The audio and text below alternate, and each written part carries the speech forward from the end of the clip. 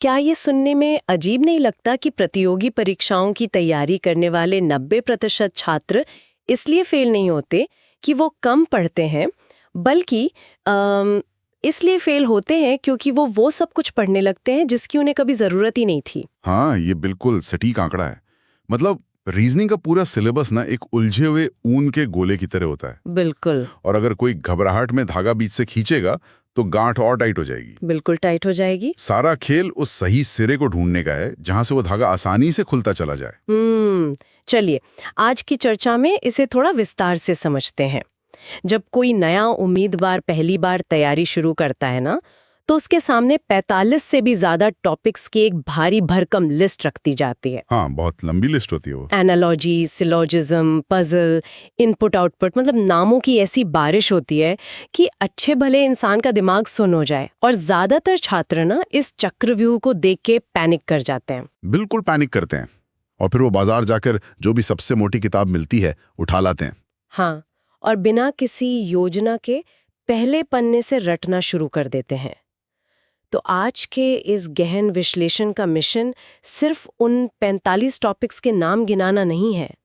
आज हम उस उलझे हुए गोले का सिरा ढूंढेंगे। बिल्कुल ढूंढेंगे।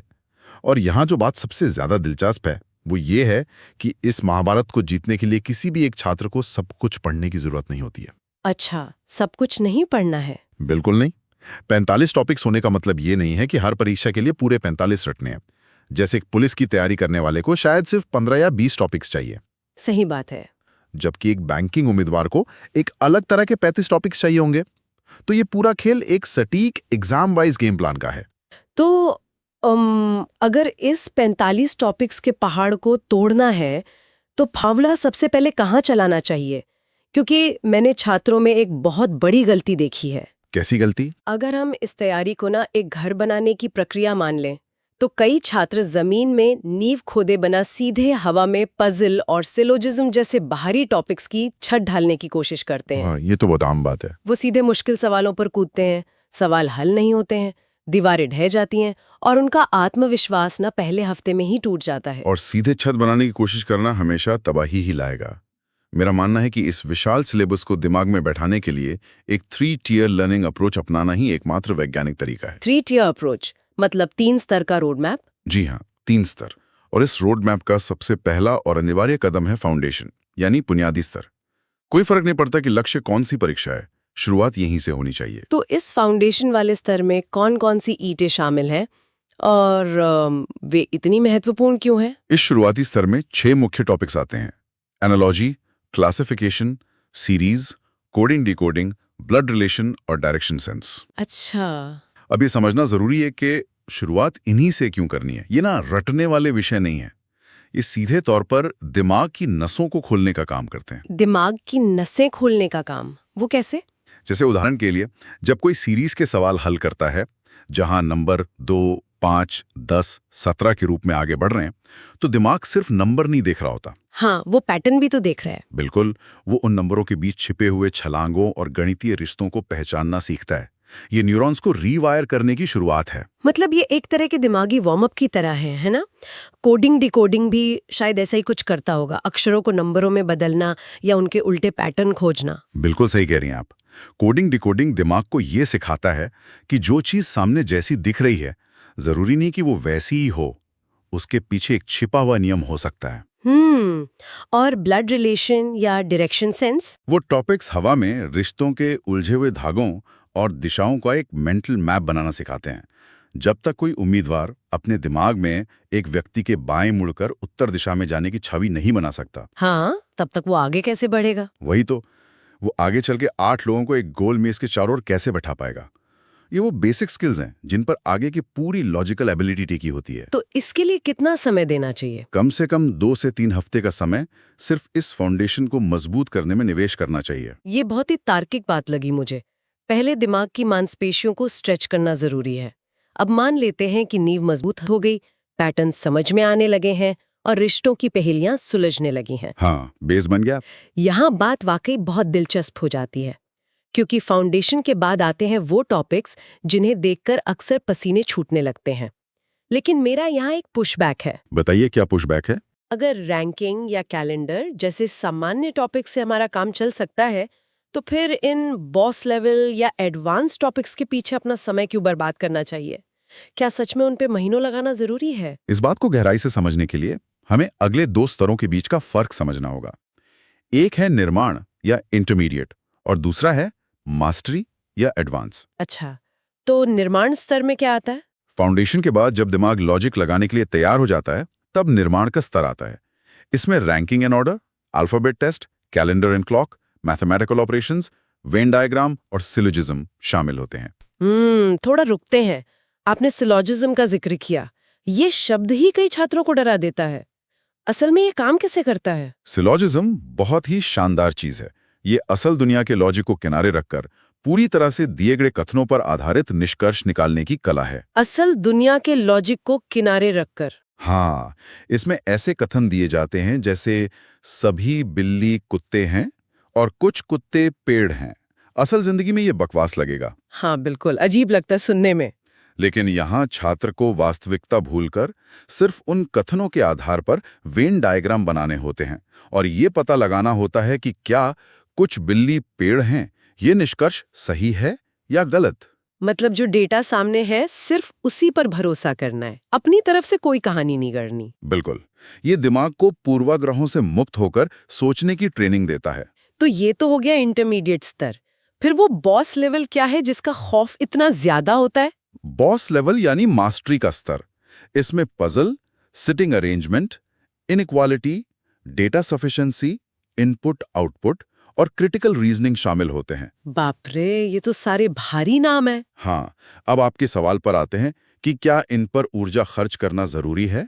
इसका जवाब इस बात पर निर्भर करता है कि उम्मीदवार का लक्ष्य क्या है। लक्ष्य मतलब? अगर लक्ष्य बैंकिंग या यूपीएससी जैसी बड़ी परीक्षाएं हैं, तो बिना इस बॉस लेवल को पार किए सिलेक्शन असंभव है। ये एडवांस टॉपिक्स इतने खास क्यों हैं? उदाहरण के लिए डेटा सफिशिएंसी या आंकड़े पर्याप्तता, ये नाम से ऐसा लगता है जैसे गणित का कोई भारी कैलकुलेशन हो। दिलचस्प बात यही है कि इसमें अक्सर कोई कैलकुलेशन पूरा नहीं करना होता। इसमें एक सवाल दिया जाता है और उसके नीचे 2 या 3 अलग-अलग जानकारियां दी जाती हैं। तो इसमें करना क्या होता है? उम्मीदवार को अंतिम जवाब नहीं निकालना है। उसे सिर्फ ये तय करना है कि क्या पहली जानकारी अकेले जवाब देने के लिए पर्याप्त है या दोनों को मिलाकर जवाब निकलेगा। अरे वाह! यह एक क्लर्क का माइंडसेट नहीं है, ये एक मैनेजर का माइंडसेट है, जिसे ये तय करना होता है कि किसी प्रोजेक्ट के लिए मौजूद डेटा काफी है या नहीं। और इनपुट आउटपुट? मैंने सुना है कि ये कोडिंग का भी बाप है। हाँ, आप इसे एक वर्चुअल मशीन की तरह समझ सकते हैं। कल्पना करें कि एक मशीन है जिसमें शब्दों और नंबरों का एक मिक्सचर डाला जाता है, जैसे एप्पल 45, ज़ेब्रा 12। अच्छा। मशीन हर स्टेप में एक विशेष नियम के तहत इन्हें अरेंज करती है। जैसे पहले स्टेप में सबसे छोटा नंबर आगे आ गया, दूसरे में सबसे बड़ा अक्षर पीछे चला गया। तो छात्र को वो नियम ढूंढना होता है। बिल्कुल, उम्मीदवार को उस छुपे हुए नियम को पहचानना होता है और फिर एक नए इनपुट को उसी नियम के अनुसार अरेंज करना होता है। इसमें भयंकर एकाग्रता की जरूरत होती है। एक भी स्टेप चूके तो पूरे 5 नंबर कट जाते हैं। उन 5 नंबरों का लालच ही शायद सबसे बड़ा मोटिवेशन है। लेकिन यहाँ हमारे स्रोतों से एक बहुत जरूरी प्रो टिप निकल कर आती है जो छात्रों की सबसे बड़ी गलती को सुधार सकती है। हाँ, वो क्या है? जब बात इन एडवांस्ड पजल्स या सिटिंग अरेंजमेंट की आती है, तो शुरुआत में अटकना तय है। ऐसा हो ही नहीं सकता कि कोई पहली बार में 8 लोगों को सही से बैठा दे। गलतियां होंगी। एकदम सही कहा आपने। और यहीं पर ज्यादातर छात्र हार मान लेते हैं। उन्हें लगता है कि उनका दिमाग इसके लिए नहीं बना है। और ये बहुत ही नकारात्मक सोच है। बिल्कुल। फेल होना या किसी पजल में अटकना यहाँ सीखने की प्रक्रिया का ही एक हिस्सा है। स्रोतों का साफ कहना है कि अगर कोई सवाल नहीं सुलझ रहा है तो घबराने के बजाय उसी एक सवाल को 3 अलग-अलग तरीकों से हल करने का प्रयास करना चाहिए। हाँ, कहाँ लूप होल छूट गया, कौन सी लाइन का गलत मतलब निकाल लिया, इसका विश्लेषण करना चाहिए। यह जिद ही मास्टरी तक ले जाती है। इस जिद को अगर हम थोड़ा और वैज्ञानिक तरीके से देखें, तो जब कोई एक ही मुश्किल पजल पर घंटों दिमाग लगाता है, तो भले ही जवाब ना आए, उसका दिमाग कई नई संभावनाओं को सोचना सीख जाता है। सच में ये बहुत गहरी बात है। और जब ये मास्टरी हासिल हो जाती है, तो रीजनिंग के एक बिल्कुल नए आयाम को समझने का समय आता है। नया आयाम पूरे 45 टॉपिक्स के समुद्र को अगर हम मुश्किल के स्तर से हटकर किसी और नजरिए से देखें तो ये दो अलग अलग प्रकार की दिमागी कसरतों में बटा हुआ है, वर्बल और नॉन वर्बल रीजनिंग। इसको समझने के लिए मैं एक एनालॉजी देना चाहूंगी। वर्बल और नॉन वर्बल के बीच का अंतर कुछ एक वकील और एक आर्किटेक्ट या कलाकार के बीच के अंतर जैसा है। ये एक बहुत ही शानदार तुलना है, इसे थोड़ा और खोलते हैं। वर्बल रीजनिंग ना एक वकील की तरह है। ये पूरी तरह से शब्दों, अक्षरों और तर्कों के जाल से खेलता है। यहाँ हर एक शब्द का मतलब होता है। बिल्कुल, जैसे सिलोजिज्म में। हाँ, सिलोजिज्म में कुछ और सभी शब्दों के बीच का फर्क पूरे केस को पलट सकता है। वहीं नॉन वर्बल रीजनिंग एक कलाकार या आर्किटेक्ट की तरह है। ये आकृतियों और कल्पना की दुनिया है। यहाँ शब्दों की कोई जरूरत नहीं होती।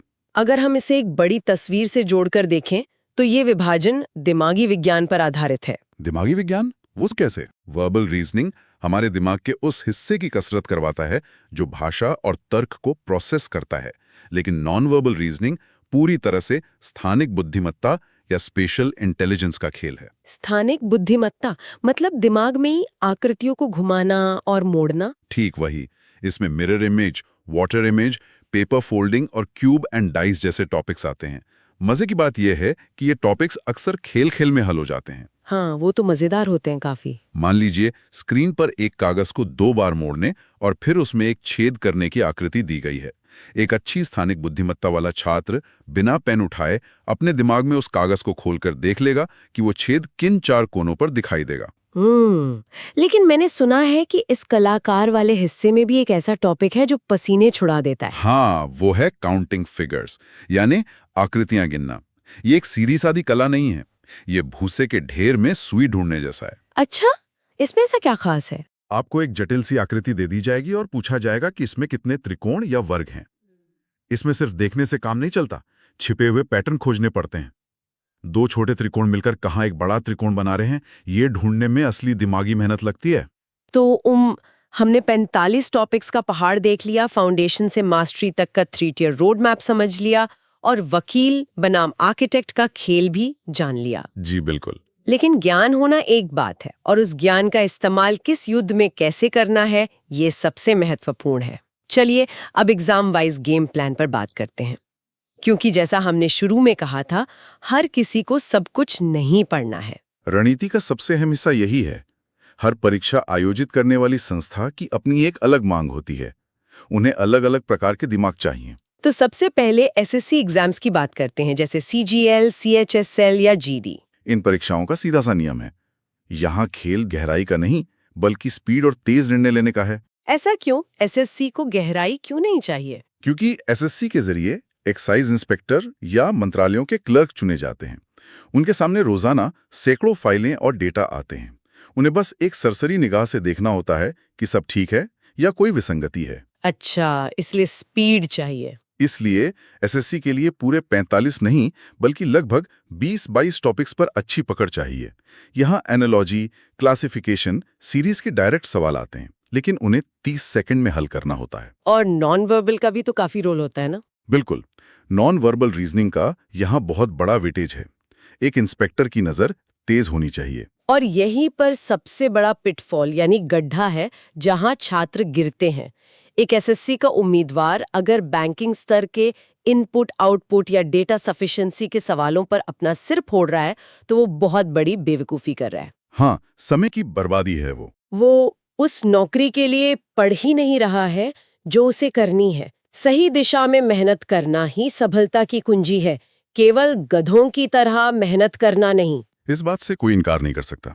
दिशाहीन मेहनत सिर्फ थकावट देती है। अब अगर हम रेलवे परीक्षाओं की बात करें, जैसे एनटीपीसी या ग्रुप डी, तो क्या वे एसएससी से बहुत अलग हैं? मुझे तो लगता है एसएससी और रेलवे चचेरे भाई जैसे हैं। दोनों में क्लर्क और स्टेशन मास्टर जैसे पद हैं। पैटर्न काफी हद तक एक जैसा है, लेकिन रेलवे का एक अपना ट्विस्ट है।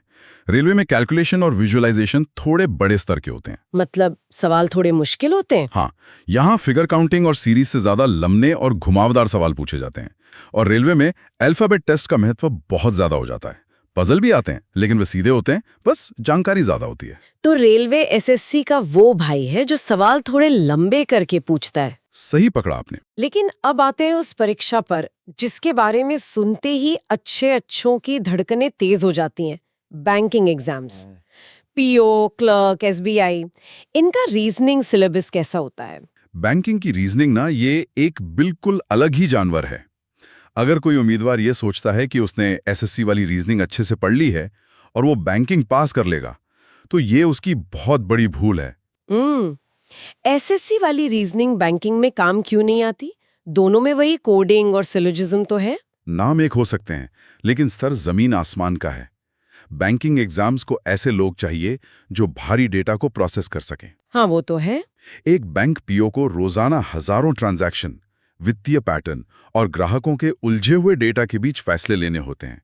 इसलिए बैंकिंग में सारा फोकस उसी बॉस लेवल यानी एडवांस्ड मास्टरी वाले टॉपिक्स पर होता है। अच्छा, तो वहाँ बेसिक्स ज्यादा नहीं आते? आते हैं, लेकिन बहुत घुमाकर। यहाँ सामान्य सिलॉजिज्म नहीं आता, यहाँ रिवर्स सिलॉजिज्म पूछा जाता है। ये रिवर्स सिलॉजिज्म क्या है? सामान्य में आपको कथन देकर निष्कर्ष पूछा जाता है, रिवर्स में आपको पहले से ही निष्कर्ष दे दिया जाता है और पूछा जाता है कि यह निष्कर्ष किन कथनों से निकला होगा। अरे बाप रे, ये तो सच में उल्टा दिमाग दौड़ाना हुआ। इसके अलावा बैंकिंग में एडवांस पजल ही चयन तय करती है, चाहे वो सर्कुलर हो, फ्लोर बेस्ड हो या बॉक्स बेस्ड हो।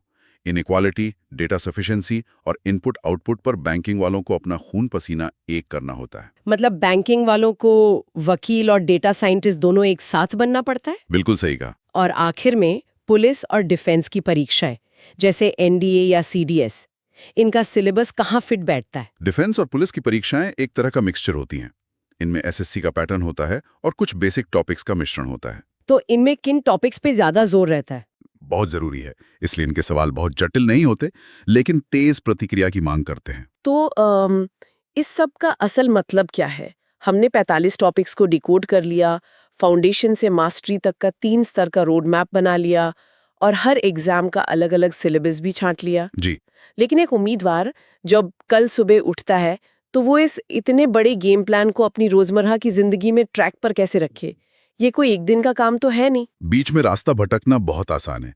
इसे ट्रैक पर रखने के लिए स्रोतों में 2 बहुत ही शानदार प्रो टिप्स दी गई हैं, जिन्हें हर उम्मीदवार को अपने स्टडी टेबल पर लागू करना चाहिए। क्या है वो टिप्स? पहली टिप है अपना एक डेली ट्रैकर शीट बनाना। जो फाउंडेशन, इंटरमीडिएट और एडवांस टॉपिक्स की लिस्ट हमने चर्चा की, उसे एक कागज पर उतार लेना चाहिए। आत्मविश्वास मिलता है, वो दिमाग को ये संकेत देता है कि प्रगति हो रही है। छोटे छोटे लक्ष्य बनाना और उन्हें पूरा करना, पहाड़ को छोटे पत्थरों में तोड़ देना। और दूसरी टिप? दूसरी और सबसे अनिवार्य टिप है पिछले 5 साल के पेपर्स का गहरा विश्लेषण। प्रीवियस ईयर पेपर्स, ये तो बहुत जरूरी है। बिल्कुल। कोई उम्मीदवार चाहे जिस भी परीक्षा की तैयारी कर रहा हो, जब तक वो पिछले 5 साल के असली सवाल नहीं देखेगा, उसे कभी पता नहीं चलेगा कि किस टॉपिक का असली वेटेज कितना है। किताबें तो सारे 45 टॉपिक्स छाप देंगी। हाँ, लेकिन पुराने पेपर्स ही वो असली आईना है जो बताते हैं कि परीक्षा हॉल में कौन सा टॉपिक किस रूप में आने वाला है। बिल्कुल, पुराने पेपर्स ही असल सच बताते हैं। तो कुल मिला के सारांश यही है कि बिना दिशा के की गई मेहनत सिर्फ थकावट देती है, लेकिन सही नक्शे के साथ की गई मेहनत मंजिल तक पहुंचाती है। बिल्कुल सही। आपको सब कुछ नहीं पढ़ना है, आपको वो पढ़ना जो आपकी परीक्षा की मांग है। लेकिन आज की चर्चा खत्म करने से पहले मैं सुनने वालों के लिए एक बहुत ही गहरा विचार छोड़कर जाना चाहूंगी। हमने इस पूरे विश्लेषण में सिलेबस, शॉर्टकट्स और एग्जाम स्ट्रैटेजी की बहुत बात की। हाँ। लेकिन एक पल के लिए रुककर सोचिए, ये जो 45 से ज्यादा टॉपिक्स है, ये कोडिंग, डिकोडिंग, ये जटिल पजल्स, ये ब्लड रिलेशन, क्या ये सिर्फ किसी परीक्षा को पास करने की बाधाएं हैं? ये सोचने वाली बात है। क्या ऐसा नहीं है कि सीरीज के बीच छिपे नंबरों को ढूंढने या 8 लोगों को एक गोल मेज पर सही से बैठाने की ये लंबी प्रक्रिया दरअसल एक इंसान के दिमाग को ही रीवायर कर रही है? बिल्कुल, ये दिमागी कसरत ही तो है। शायद ये कागजी सवाल उम्मीदवारों को वास्तविक जीवन की जटिल समस्याओं और कार्यस्थल की अचानक आने वाली चुनौतियों को सुलझाने के लिए तैयार कर रहे हैं। जरा सोचिए, क्या ये परीक्षाएं सिर्फ एक आदेश मानने वाला रट्टू कर्मचारी ढूंढ रही हैं? शायद नहीं। सही कह रही हैं आप। शायद ये परीक्षाएं एक तेज, तार्किक और हर स्थिति का विश्लेषण कर सकने वाले एक बेहतर इंसान की तलाश में है।